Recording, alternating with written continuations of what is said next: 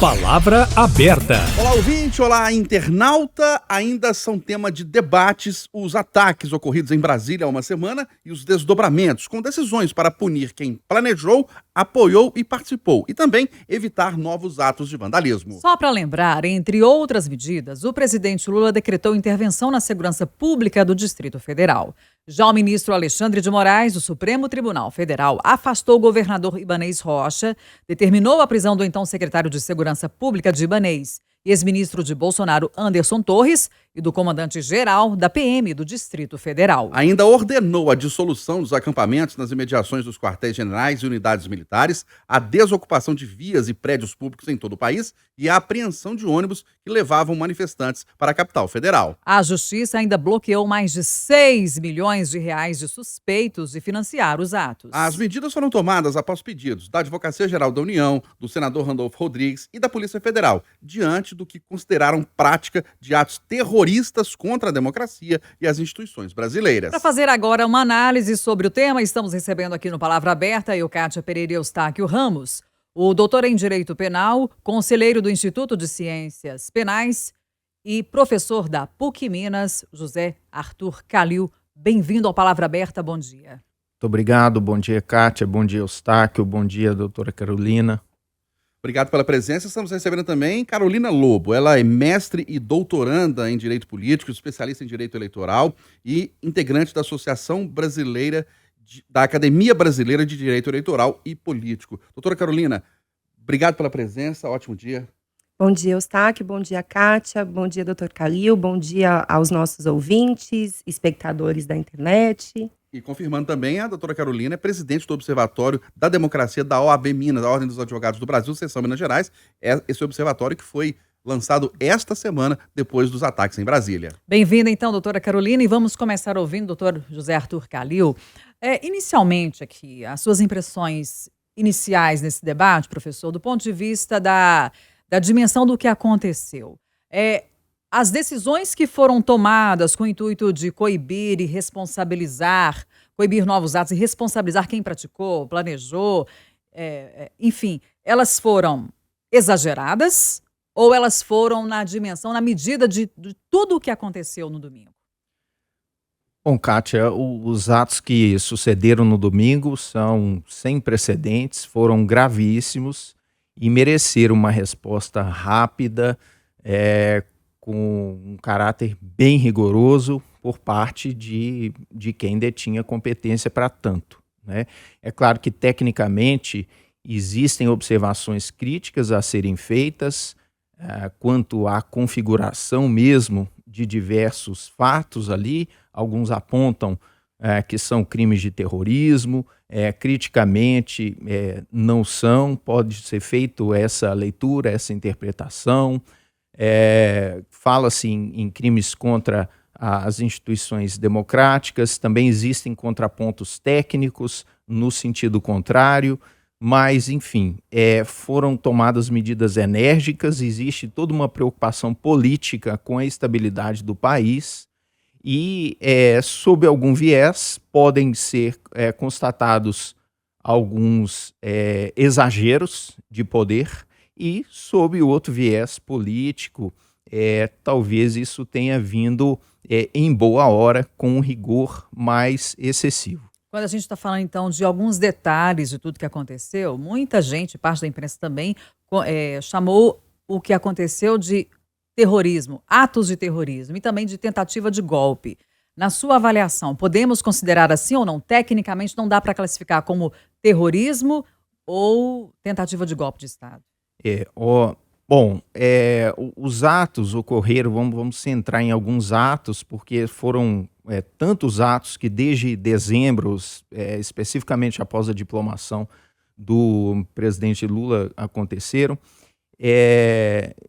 Atos de domingo, por exemplo, depredação dos prédios ali do Planalto, do Congresso, do Senado, do STF, né? Nós não poderíamos ali classificar como ato de terrorismo. Existe uma tipificação exata, é uma lei de 2016, 13.260. A depredação é um crime de dano ao patrimônio da União, mas também tampouco poderia se ver ali crimes contra o Estado Democrático de Direito, uma vez que esses crimes requerem, para sua configuração, a violência ou grave ameaça à pessoa, né? O que houve ali foram depredações, existiram atos isolados contra a pessoa, parece que uma pessoa da força pública, mas ali não havia um objetivo de tomada de poder. Então, tecnicamente, é difícil considerar que aquilo tenha sido um crime contra a instituição democrática, até porque a lei que rege o assunto, ela ressalva de que as manifestações populares, no sentido de defender direitos e garantias, seja por obra individual ou coletiva, também não configuram esses crimes contra o Estado Democrático de Direito. Mas é só mais um detalhe, doutor Calil, antes da gente passar a palavra para a doutora Carolina.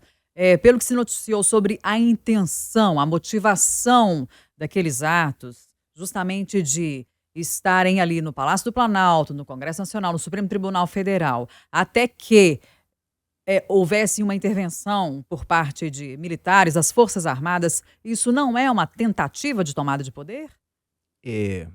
Para a configuração de tentativa de crime, não basta a intenção. Então é necessário o cidadão exteriorizar realmente atos nesse sentido. Então não houve ali uma tentativa de tomada de poder.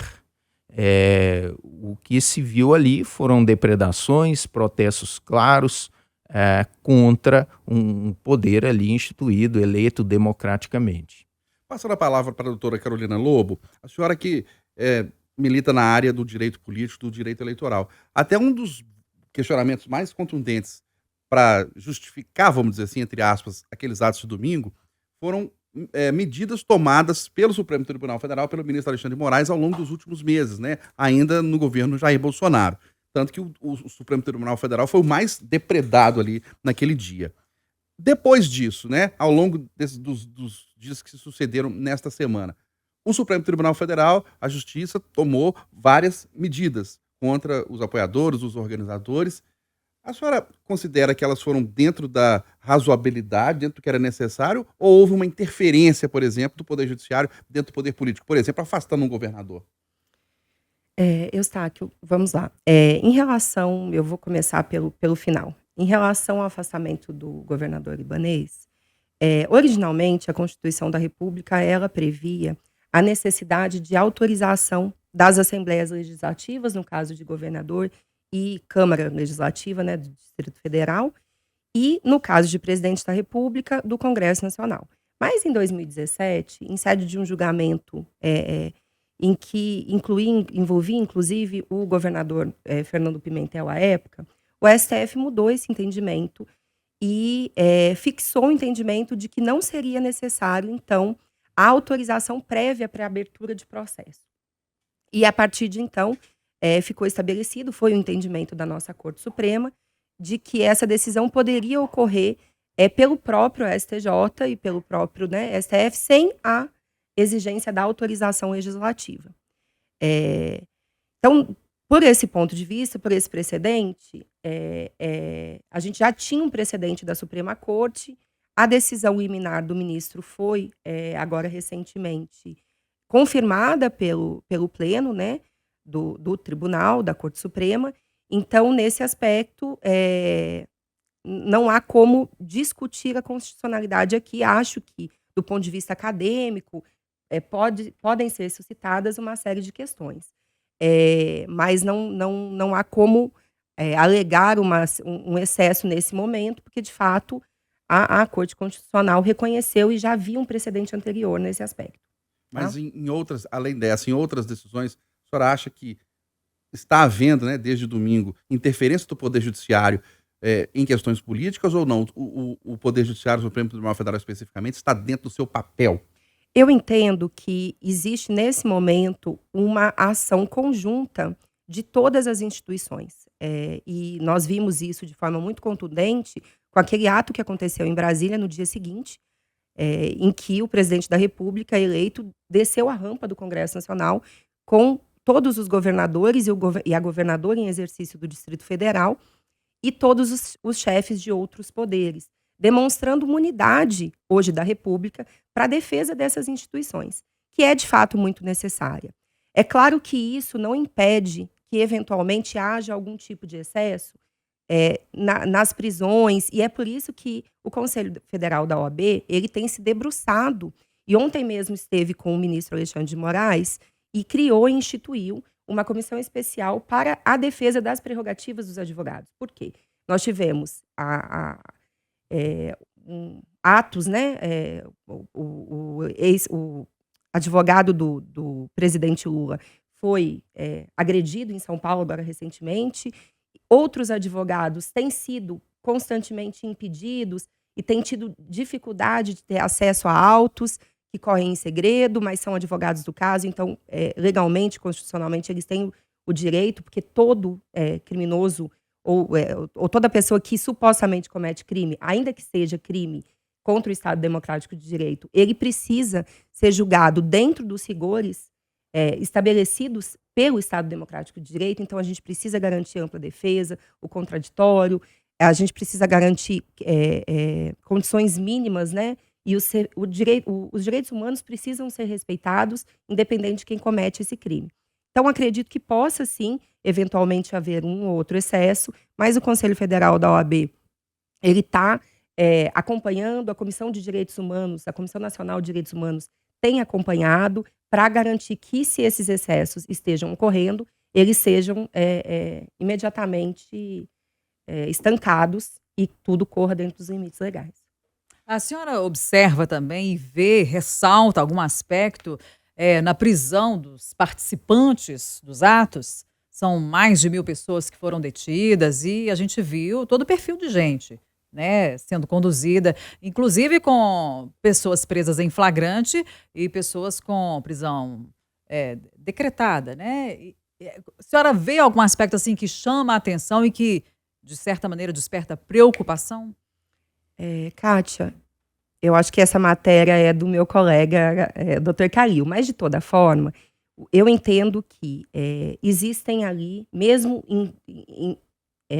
dentre os manifestantes, dentre as pessoas que estavam nos atos do dia 8 em Brasília, condutas diversas. Alguns entraram dentro do Supremo e depredaram, outros se mantiveram ali carregando faixas nos gramados ou na rampa. Então, são condutas diversas e que demandam, inclusive, punições, caso sejam, né, comprovadas, depois que o processo correr, diversas também. Então, nesse aspecto, eu acredito que a Comissão de Direitos Humanos e a Comissão de Prerrogativas já esteja acompanhando, os nossos colegas criminalistas estão acompanhando, porque, de fato, essas pessoas que estão presas nesse momento, elas não podem ser mantidas presas indeterminadamente se tiverem endereço fixo, se não atentarem de alguma forma, se não prejudicarem as investigações.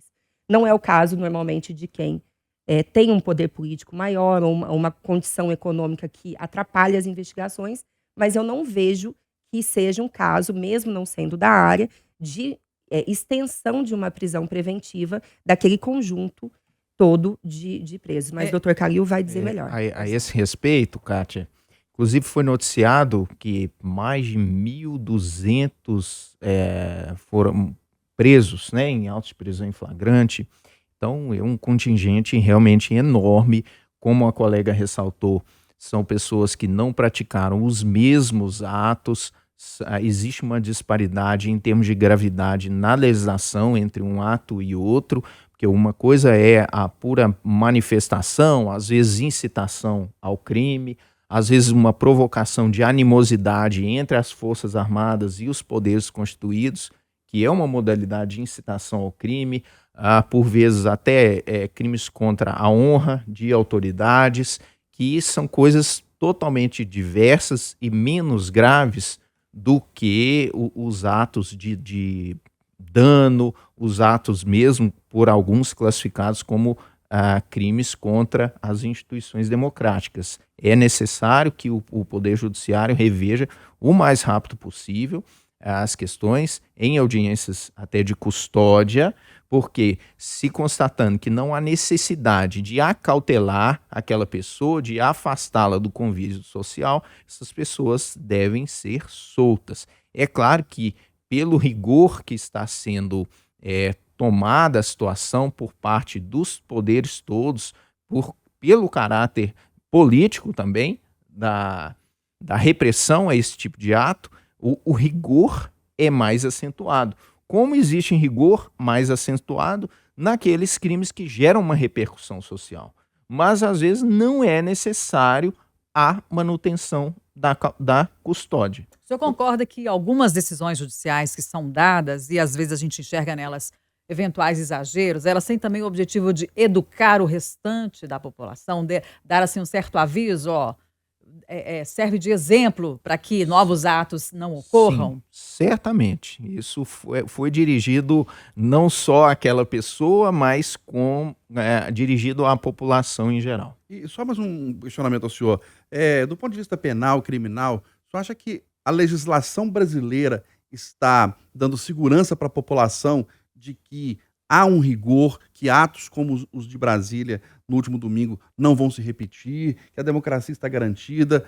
Nós temos uma legislação robusta? É uma legislação robusta, tanto é que prevê cautelares não só de prisão, mas alternativas à prisão e tão eficazes quanto a prisão. Por exemplo, uma medida de afastamento do cargo público ou da função pública de um servidor é uma medida extremamente rigorosa, com poder de dissuasório muito grande e que funciona. Doutora Carolina, a senhora considera que todas as medidas que foram tomadas pela Justiça, elas foram no seu mais alto nível de rigor ou ainda tem espaço para medidas mais drásticas a fim de coibir a barbárie que aconteceu no domingo? Kátia, eu considero que as medidas foram tomadas com o rigor necessário. Ontem mesmo, novas medidas aí no âmbito civil foram tomadas, né? Foram determinadas penhoras, né?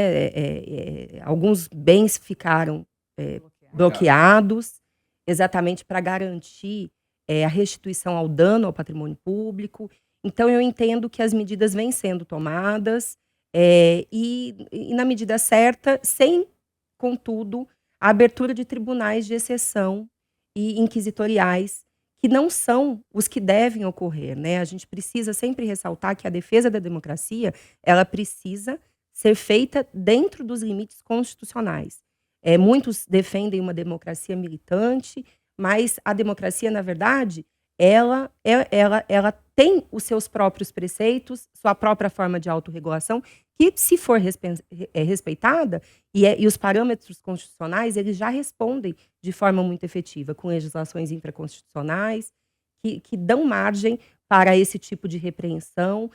Agora, como o doutor Calil bem explicou, nem sempre as medidas de repressão elas são as mais adequadas para a transformação né, dos fatos e da mentalidade da sociedade. Eu acho que medidas educativas sobre o papel da democracia, e é um pouco esse o papel desse observatório criado pelo presidente Sérgio Leonardo aqui no âmbito da OAB estadual, medidas educativas sobre a importância da democracia, que não é praticada só de 2 em 2 anos em eleições, mas é praticada diariamente com a construção de consensos nos nossos espaços de trabalho, nos nossos espaços acadêmicos e, sobretudo, com a capacidade de assimilação dos dissensos, que eu acho que é isso que tem faltado mais para a nossa sociedade. Se me permitem, Kátia e Eustáquio, é muito bom vermos que outras instituições não penais também estejam atuando em conjunto. Então foram feitas as perícias, essas perícias foram acompanhadas pela Advocacia Geral da União, terá um importante papel de mensurar os prejuízos e cobrar de cada um dos responsáveis pela indenização a esse respeito. Então isso é muito bom. E uma outra questão que também merece realce, às vezes esse punitivismo excessivo logo após o fato, ele provoca uma atmosfera de medo, né? É uma política criminal do porrete. Isso não dá certo ao longo do tempo. Pode promover uma intimidação atual, mas daqui a algum tempo, alguns anos, esse medo vai ser esquecido. Outro dia eu estava assistindo uma palestra, um professor do Paraná, o professor Jacinto Nelson Coutinho, e ele fala o seguinte: nós aprendemos muito mais pelo constrangimento do que pela porrada. Então é assim dentro da nossa casa, é assim, talvez as maiores lições de nossa vida foram adquiridas, auridas por nós pelo constrangimento, pelo sentimento de vergonha. Então acentuar um sentimento de que aquele patrimônio é nosso, é da nossa história, aquilo é do nosso povo, vai dar muito mais certo para coibir eventuais outras depredações do que propriamente a política da porrada, do punitivismo excessivo. Doutora Carolina, ainda explorando a sua vivência na área do direito político eleitoral, a senhora acha que as decisões dos últimos dias, elas foram estritamente técnico-jurídicas ou elas ultrapassaram isso e tiveram algum caráter de revanchismo? Eu entendo que as últimas decisões elas têm sido pautadas por um caráter técnico, fundamentadas em relação ao peso que esse tipo de manifestação e que esse tipo de combate tem que ter exatamente para demonstrar que ali o que está em jogo não é a vitória eleitoral ou política de partido A ou B, mas é a garantia ao respeito às nossas instituições, a garantia de unidade dentro da República de todos os poderes. Então, claro que eu não conheço todas as decisões, eu não conheço os autos para dizer especificamente cada caso. Eu teria, por uma questão ética de ofício, que conhecer profundamente, mas me parece que até mesmo pela fala do ministro da Justiça e pelo encontro ontem do presidente do TSE, Alexandre de Moraes, e ministro do Supremo, com o nosso presidente Beto Simonetti, as instituições têm andado em conjunto, tanto as instituições da sociedade civil como as instituições da República, para que tudo seja feito dentro dos limites legais. A gente não perguntou para a senhora, mas se for possível, objetivamente, a senhora entende que o que aconteceu em Brasília no domingo pode ser classificado como terrorismo e tentativa de golpe de Estado? Eu não sei se... claro que o que eles pediam e clamavam era, assim, a subversão do regime, era a anulação das eleições. Eles diziam claramente que o presidente não foi eleito pela população, eles não reconhecem o resultado das eleições e dizem que foi uma decisão do Alexandre de Moraes e por isso o gabinete dele foi depredado.